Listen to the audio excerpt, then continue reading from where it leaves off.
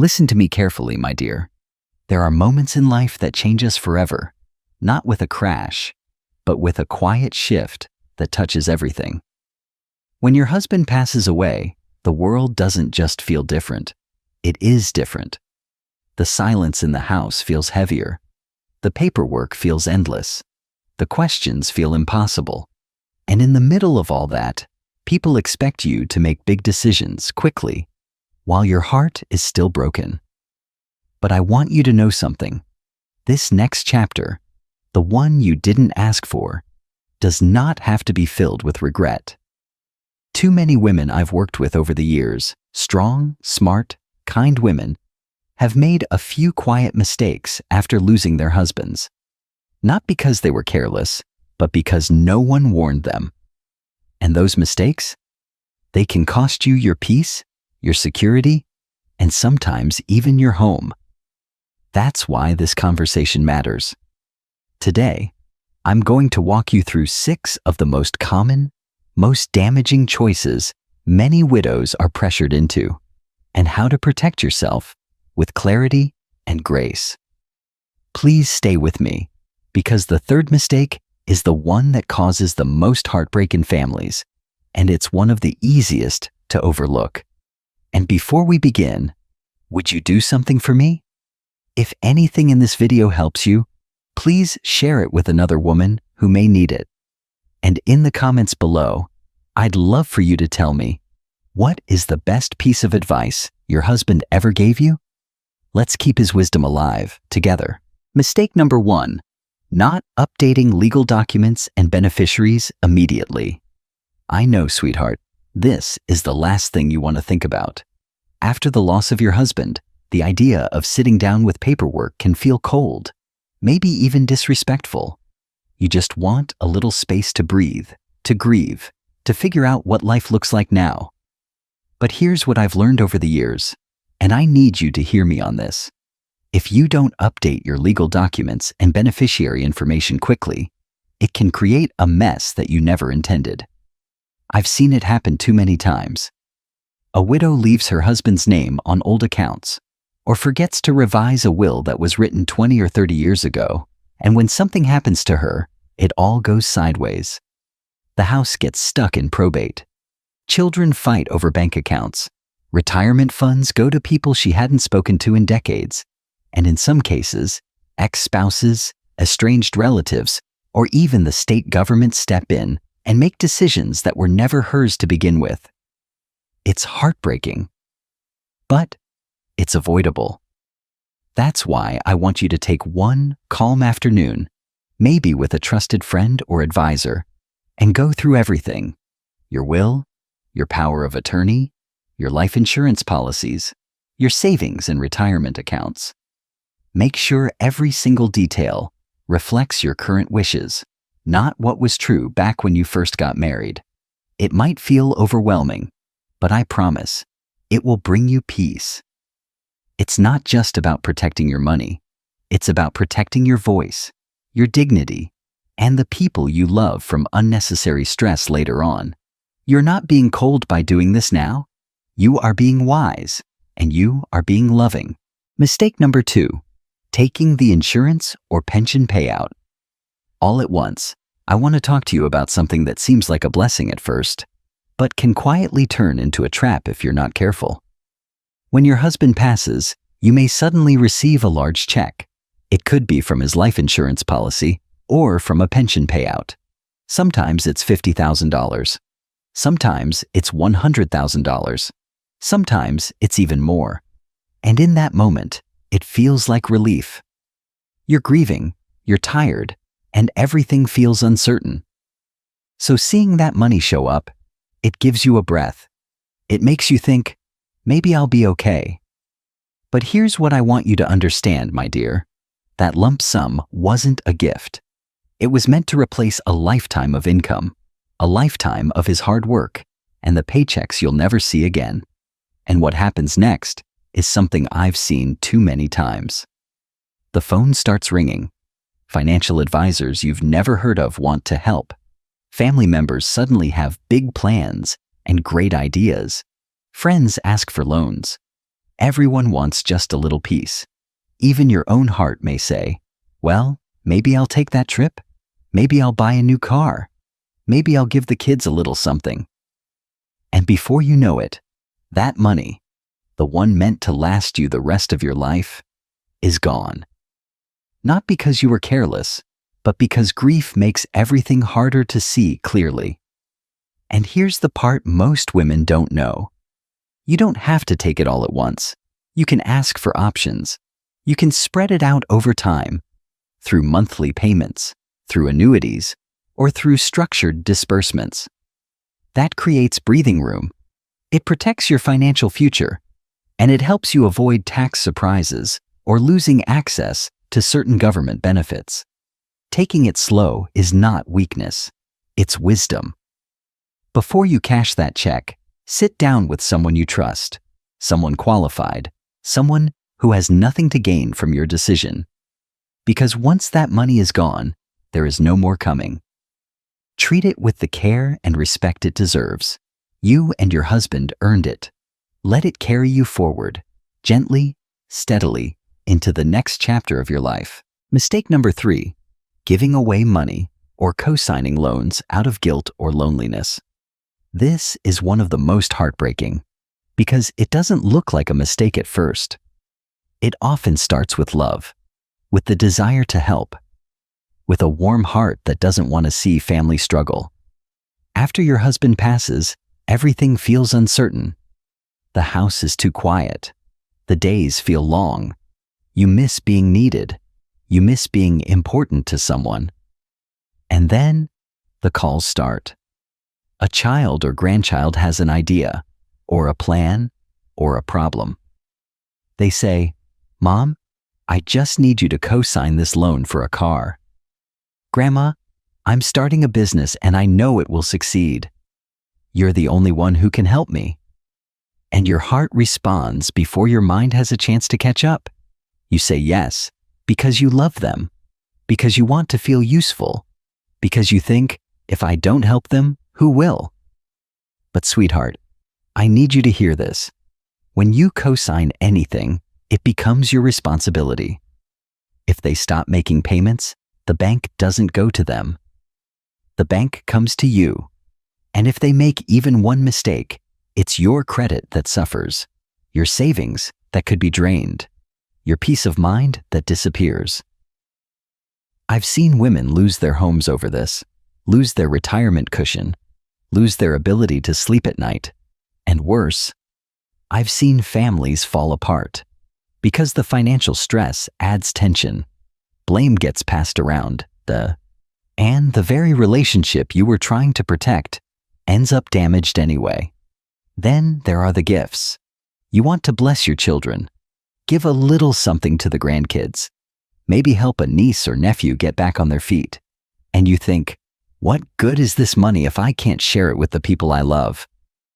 But here's the truth most people won't say out loud. Money doesn't buy love. It doesn't guarantee closeness. It doesn't build respect. In fact, when money becomes the glue holding people together, those relationships usually don't last. And when the money runs out, and it often does, those people aren't always there when you need support. You deserve to be generous, yes, but you also deserve to feel safe. You deserve to age with dignity, with security, with choices. So here's my gentle advice to you. Before you sign your name on any loan, before you hand out a large check, before you let guilt or fear or loneliness guide your decision, pause, take a breath, talk to someone you trust. Look at your own needs first. You spent your whole life taking care of others. It's okay. It's more than okay to take care of yourself now. And if you ever feel torn, ask yourself this one question. If your husband were standing beside you right now, what would he want you to do? Would he want you to gamble your safety for someone else's idea? Would he want you to say yes out of guilt instead of wisdom? Or would he want you to protect what the two of you built together so that it continues to care for you in the years ahead? I think you already know his answer. And I think deep down, you know yours too. Mistake number 4. Rushing to sell the house too soon. After your husband passes, the house changes. It may look the same, but it feels completely different. Every hallway echoes. Every room whispers memories. His favorite chair still sits by the window. His slippers might still be by the bed. His scent may still linger in the closet. It's not just a house anymore. It's a place that holds your life together. A home filled with stories, laughter, traditions, and love. But now, those same memories can hurt, and that pain can make you want to run. That's when people, even the ones who love you, start offering advice. They say things like, "You don't need all this space anymore. This house is too big for one person. You should sell and move somewhere easier." And you might start to believe them, because grief makes everything heavier. It's hard to cook in the same kitchen, hard to sit in the living room alone, hard to sleep on your side of the bed when the other side is still empty. So selling the house starts to feel like relief, like a way to breathe again, a way to close the chapter that hurts too much to read. But here's what I've seen again and again after guiding so many widows through this very moment. When you rush to sell your home, especially in the first year after loss, you are making a permanent decision in the middle of an emotional storm. That's when you're most vulnerable. And unfortunately, others can sense that. Real estate agents may see your grief and push for a quick sale. Buyers may offer less, knowing you want out. And people around you may pressure you to just move on. I've seen women lose tens of thousands of dollars because they sold too quickly, before they had a chance to think clearly. And even worse, I've seen the regret that follows. A year later, once the fog lifts and the emotions settle, they look back and wish they'd stayed. Not because the house was perfect, but because it was theirs. It held their holidays, their love story, their children's milestones, the quiet, ordinary days that built a life. That kind of space can't be replaced easily. Here's what I want you to consider. You don't have to leave the house just because your heart is hurting. Sometimes, what you really need isn't a new address. It's a small change. Move some furniture, repaint a room, start a small garden. Turn the space into one that reflects you, not just the life you shared, but the life you're still living. The grief won't last forever. But if you sell too soon, you might carry the regret much longer. Give yourself permission to wait, to sit with your memories, to let the house become a place of comfort again. If, down the road, you truly feel ready to move, you can do it on your terms, with clarity, with peace, with time to find the right buyer, the right place, and the right moment. But for now, please don't rush. This home has held your love. It may still have more to offer you. Let the decision come from healing, not from heartbreak. Mistake number 5, trusting the wrong people with your money. This is the mistake that often happens quietly. It sneaks in during the hardest days, and by the time you realize it, it may already be too late. It's the mistake of trusting the wrong people with your money. When your husband passes, your entire world shifts. Suddenly, you are the one in charge of everything. The bills, the decisions, the accounts, the paperwork. And in that fragile space, when your heart is still grieving and your mind is still spinning, people begin to appear. Some are familiar, relatives you haven't heard from in years, old friends reaching out, neighbors with suggestions. Others are strangers, financial advisors, insurance agents, people who call or knock or write, offering help, advice, guidance. They speak kindly. They say things like, "I just want to support you. Let me take this off your plate. You shouldn't have to worry about this right now." And part of you wants to say yes, because you're tired, because it all feels overwhelming, because you miss having someone by your side who just knew how to handle these things. So you say yes. Yes, you can look at my accounts. Yes, you can help me invest this money. Yes, I trust you. Yes, take care of it. But here's the truth, sweetheart. Not everyone offering to help actually means it. Some see a grieving widow and see opportunity. They count on your sadness. They count on your confusion. They count on your desire to not have to deal with one more thing. And I have seen it happen. Smart, loving women losing everything they and their husbands built together within months. Not because they were foolish, but because they trusted someone at the wrong time. Here is what I need you to remember. Do not hand over your bank accounts. Do not sign paperwork you don't fully understand. Do not let someone, even family, take control of your finances without full transparency. If someone wants to help, that's fine. But get it in writing. Check their credentials. Ask for a second opinion. Ask for a third if you need to. A good advisor will never rush you. A good family member will never guilt you. A trustworthy person will be patient, clear, and happy to explain every detail. Because this is your money, your future, your security. And I want you to protect it like your life depends on it, because in many ways it does. The money you and your husband saved was not just numbers in an account. It was years of hard work, sacrifices, plans for a peaceful retirement. No one should be allowed to risk that without your full understanding and permission. You don't have to become a financial expert overnight, but you do need to give yourself time. Ask questions. Say no if something feels wrong. Trust your gut. You're not weak. You're not incapable. You're simply adjusting to a new role, and you have every right to take your time doing it. Let your money serve you. Let it bring you peace, not anxiety. Let it support the life you still have ahead of you, with dignity, safety, and freedom.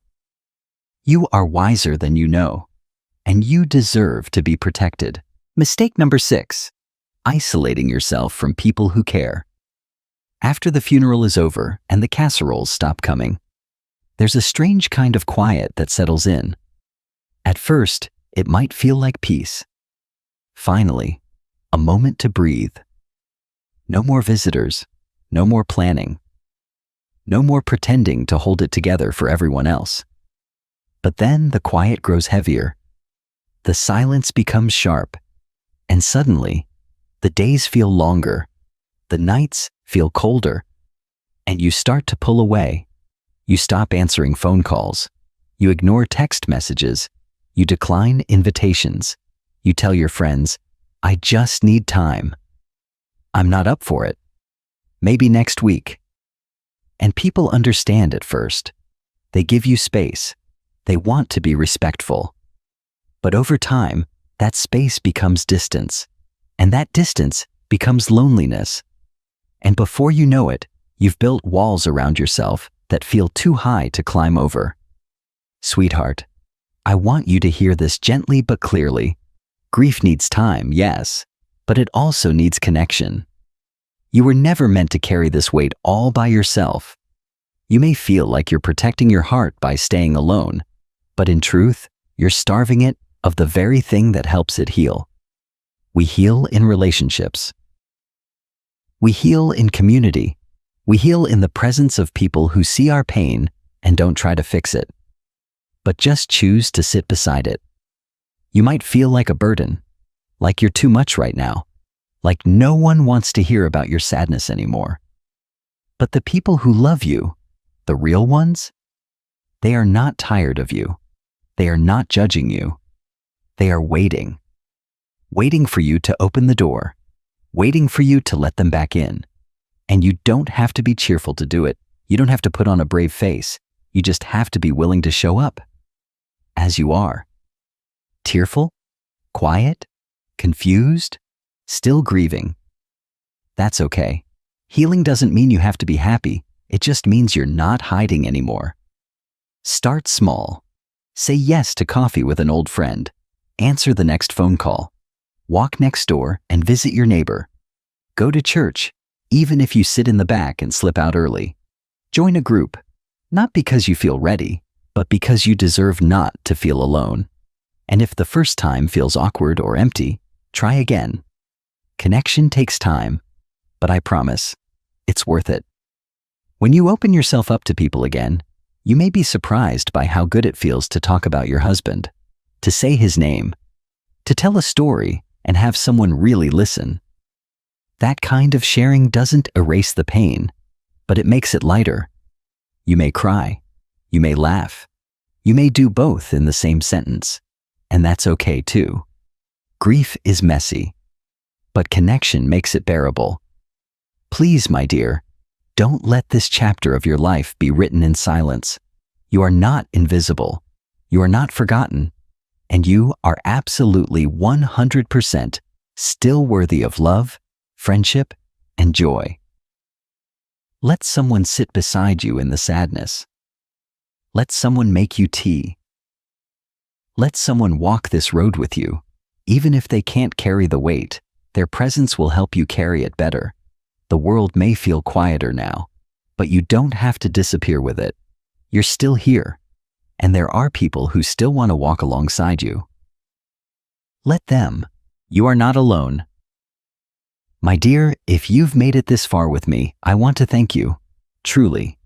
Talking about loss, about money, about mistakes we hope never to make, it's not easy. But you stayed. You listened. And that tells me something important. You're not just surviving. You're trying. You're learning. You're showing up for yourself. And that is something to be proud of. Losing your husband changes everything. It changes your routines, your responsibilities, even your identity. But it does not take away your wisdom. It does not take away your worth. And it absolutely does not take away your right to live the rest of your life with peace, with purpose, and with dignity. You are still here, and that means your story is still being written. So let it be a story of strength, a story of smart choices, a story of healing, not just surviving.